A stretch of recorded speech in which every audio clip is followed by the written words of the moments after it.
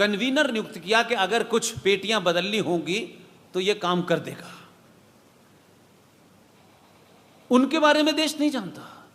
वो अपने समय पे उन सारी चीजों का वर्णन करके चले गए, लेकिन उनकी विरासत के लोग नहीं आए। लेकिन जो दूसरी विरासत के लोग थे उन्होंने उस पूरे डॉक्यूमेंट को ही गायब कर दिया है। लेकिन कभी कभी होता यह है कि कितना भी बड़ा चोर हो, डकैत हो, उसको लगता है कि उसकी चोरी पकड़ी नहीं जाएगी, लेकिन कुछ न कुछ गलती कर जाता है जिसमें वो चीजें मिल जाती हैं। उन्होंने जो किताब लिखी थी वो गवर्नमेंट ऑफ इंडिया पब्लिकेशन ने छापी थी। गवर्नमेंट ऑफ इंडिया पब्लिकेशन ने तो किताब को खत्म कर दिया, लेकिन उस किताब को कोई आदमी पढ़ते पढ़ते बाहर ले गया, उसने उसकी डिजिटलाइज कर दिया। जब ये चिल्लाया, मैं कई साल तक लगातार, कोई 10-12 साल हो गए, तो हरियाणा से किसी साहब ने कहा कि जिस किताब को आप ढूंढ रहे हैं उसकी पीडीएफ कॉपी मेरे पास है। उस भले आदमी ने मुझे फ्री में पीडीएफ कॉपी दी, मैंने उसकी फोटोकॉपी कराई, तब जाकर के मैं अपनी बात को साबित कर पाया। 15 प्रांतीय असेंबलियों के वोट डाले गए तो आचार्य जेबी कृपलानी को गांधी जी के सबसे विश्वास पात्र थे, उनको कन्वीनर बनाया कि आपकी देखरेख में पेटियां खुलेंगी।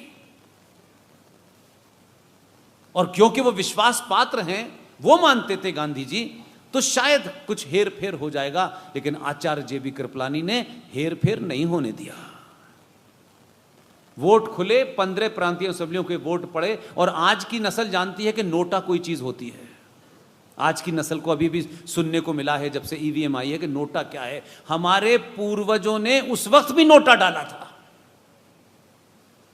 15 में से 1 वोट पट्टाभी सीतारमन को मिला, 2 वोट नोटा में गए, और बचे 12 वोट, 12 के 12 वोट उन कांग्रेसियों ने पटेल को दिए, नेहरू को नहीं दिए।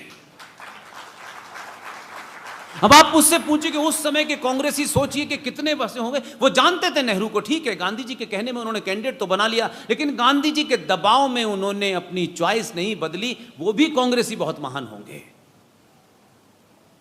लेकिन ताज्जुब देखिए, दुनिया के फ्रॉड की बात आज होती है, इलेक्शन कमीशन में सुबह से शाम तक खड़े हो जाते हैं, देखिए साहब ये गड़बड़ी हुई है, वोट में गड़बड़ी हुई है। अरे जिस देश की जड़ में मट्ठा उसी दिन डाला गया कि जिस आदमी को एक भी वोट नहीं मिला वो अध्यक्ष बना, और 2 सितंबर 1946 को लॉर्ड वॉविल ने उसे भारत के प्रधानमंत्री की शपथ दिलाई, और पटेल जिनको 12 वोट मिले वो बाहर। तो आज अगर लोग कहते हैं ईवीएम हैक कर ली, तो कौन सी बात है, इस देश की आजादी से पहले ही ईवीएम गांधी जी ने हैक कर ली थी। तो इस पर चर्चा नहीं होनी चाहिए थी। इसमें इतना भावुक होने की क्या आवश्यकता है कि गांधी जी के बारे में ऐसा नहीं कहना चाहिए। अरे जो नहीं कहना चाहिए अब तो वो भी आ रहा है। वो चिट्ठियां भी जो इंग्लैंड ने सार्वजनिक की है ना, गांधी जी की प्यारी चिट्ठियां जो अपने बिलवडों को लिख रहे थे, उन चिट्ठियों के सार्वजनिक होते ही दिल्ली की सरकार उस वक्त कपकपा गई थी, और चिट्ठियों को खरीदा इसलिए कि कहीं ये सार्वजनिक हो गई तो ये जो पिताजी हैं पिताजी नहीं रहेंगे। फिर सारी चिट्ठियां करोड़ों में खरीदी गई कि ये सार्वजनिक न हो जाए भारत सरकार में। तो गांधी जी को आप एक हमारी सभ्यता में एक बुजुर्ग के नाते सम्मान कीजिए, लेकिन जो उन्होंने उस दौर में झूठ बोला, गलत किया, उसकी निंदा भी पूरी ताकत से होनी चाहिए। और कमाल आपको बताया कि भारत 15 अगस्त 1947 को आजाद हो गया है, और यह कमाल की आजादी थी। जो आदमी ब्रिटिश साम्राज्य का लास्ट वॉइस रॉय था, who was the last voice Roy British India? जोर से बोलिए भाई, आप तो इतनी दूर नहीं, अब तो यहां पे दिल्ली वाला नहीं सुनेगा आपकी बात। Lord Mountbatten. मुझे आजादी की परिभाषा बताइए कि जिस ब्रिटिश साम्राज्य का वो लास्ट वॉइस रॉय था, लॉर्ड लुईस माउंटबेटन, 15 अगस्त 1947 को चचा ने कबूतर उड़ाए, आजादी हो गई, और उस आजादी के बाद ब्रिटिश साम्राज्य का last voice Roy he become a first governor general of India. कहीं देखिए ऐसी आजादी। कल तक वो भारत, गुलाम भारत का लास्ट वॉइस रॉय था, और 15 अगस्त 47 को आजाद भारत का कोई गवर्नर जनरल मिले ही नहीं इतना काबिल भारत के अंदर। और तो और कहानी क्या है कि वो जो मंत्रिमंडल गठन हुआ, उस मंत्रिमंडल की कॉपी, जैसे आप ही मंत्रिमंडल बनाते हैं तो फिर राष्ट्रपति के पास कॉपी जाती है उसकी सहमति के लिए। एक परंपरा है कि राष्ट्रपति उस पर कोई ऑब्जेक्शन नहीं उठाते और साइन कर देते हैं, तब फिर आप शपथ ग्रहण समारोह करते हैं। वो जो मंत्रिमंडल बना उसके लिए पूरे के पूरे मंत्रिमंडल की कॉपी यहां से क्लेमेंट एटली के पास गई। उनकी स्वीकृति के बाद हमारी मंत्रिमंडल बना और चचा ने हमारे शपथ ले ली और भारत आजाद हो गया और चारों तरफ वंदे मातरम और कबूतर तोता बिल्ली सब चलने लगे हमारे यहां। और 28 अप्रैल 1948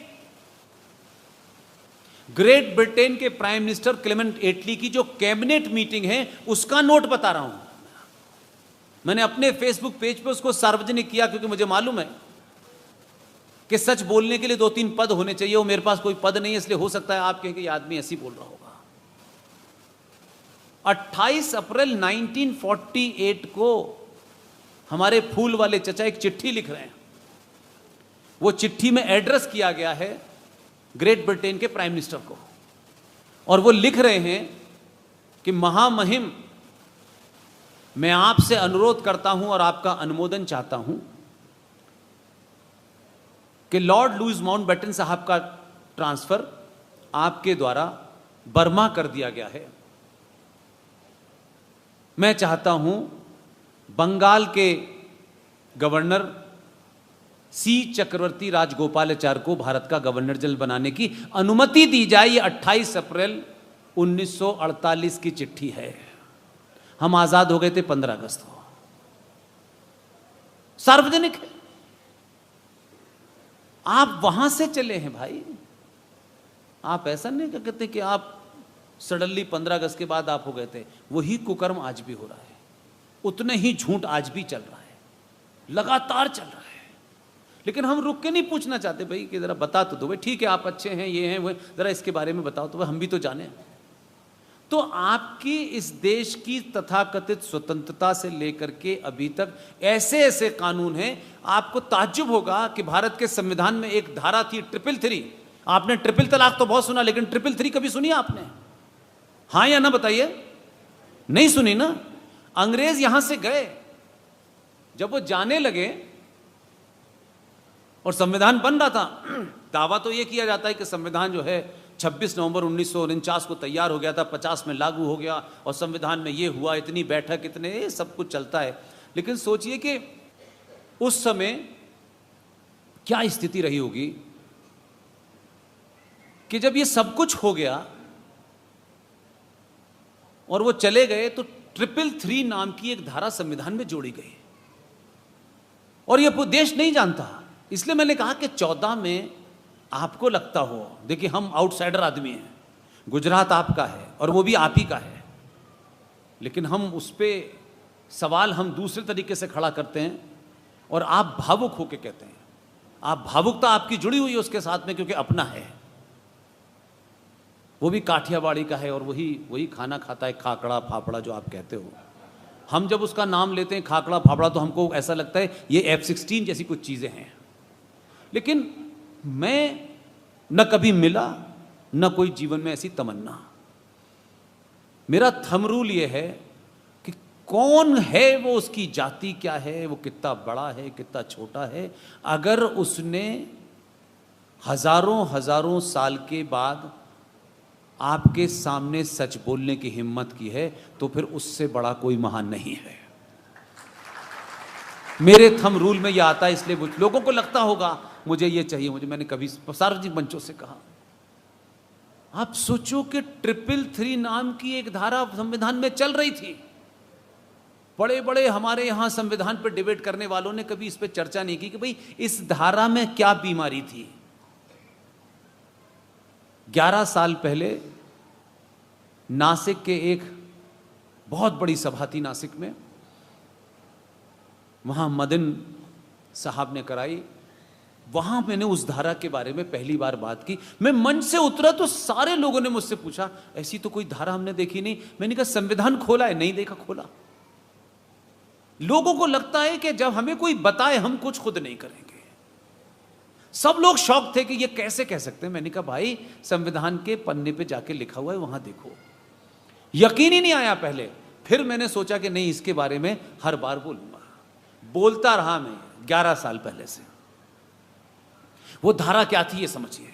जब अंग्रेज यहां से जा रहे थे तो जो ऊपर की क्लास वाले अंग्रेज थे वो तो सब चले गए थे। जो मिडिल रैंकिंग हमारे यहाँ के अंग्रेज थे वो बहुत सारे यहीं रह गए, और उन्होंने भारतीय महिलाओं से शादियां भी की, कुछ के लिव इन रिलेशन भी थे, और वो यहीं रह गए।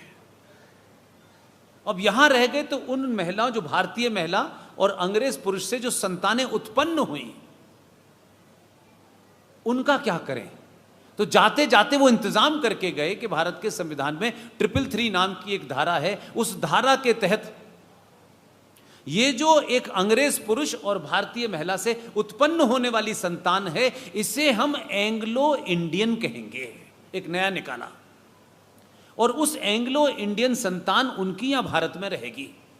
तो अब वो जा रहे थे, तो जाते जाते उन एंग्लो इंडियन जो संतान दो सभ्यताओं से मिलकर पैदा हुई थी, उनका क्या करा जाए? तो ये किया गया कि भाई इन संतानों की गिनती भारत में कम है, लेकिन क्योंकि गोरे लोगों की संतानें हैं और काली मां से हैं, तो भाई इनका कुछ ना कुछ तो उन्हें मिलना चाहिए। तो धारा 333 ने यह कहा कि भाई इनकी गिनती बहुत कम है, तो भारत के संसद में इनका रिप्रेजेंटेटिव कौन होगा, इसके लिए क्या करें?